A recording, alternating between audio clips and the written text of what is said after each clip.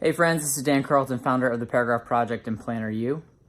If you're looking for a good icebreaker exercise for a workshop or focus groups, one of my very favorites is using a big box of crayons. And what I'd essentially do is, especially in focus groups, this works really well, is I ask people to go around the table and tell me which color best represents their personality, using the crayons as a prompt. And the great thing about crayons is that they obviously have a lot of different colors that can represent a lot of different feelings and emotions and personalities. They also have some really cool, fun names, like this is like Tickle Me Pink. We have Purple Mountain's Majesty. There's a color called Macaroni and Cheese and Wild Strawberry. So you get the idea. So the nice thing about using an exercise like this to start off a focus group conversation, for instance, is that it gets the respondents thinking in a less rational way. I'm very specific with them and tell them, don't choose your favorite color. I want to know what color best represents your personality.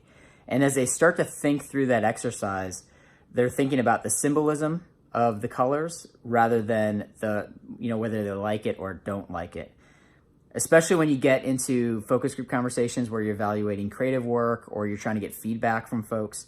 You're trying to get them to look at the concept as a whole and react to that, and they have to be able to use their imagination and kind of fill in the blanks, especially if it's rough work. So starting the focus group off with very rational questions of them explaining who they are in very rational terms, that starts to wire their brain in that rational sort of critical sort of mode. But if you start them out with an assignment like this, it gets them to understand how you need them to think through the rest of the conversation, and they start to open up a little bit more, understand that they should feel free to be expressive and creative and not worry too much about right answers or wrong answers. It's more about their feelings and their reactions to things on kind of an emotional gut level. So try that out next time as a good introductory sort of question, icebreaker sort of question.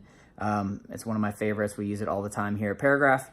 If you want to know exactly how we introduce this exercise in focus groups, you can download detailed instructions on the link below. We also have 10 other exercises that we like to use in focus groups and workshops along with the crayon exercise. So again, you can just download that at the link below. And if you have any other questions, just type them up in the comments and I'd be happy to answer those.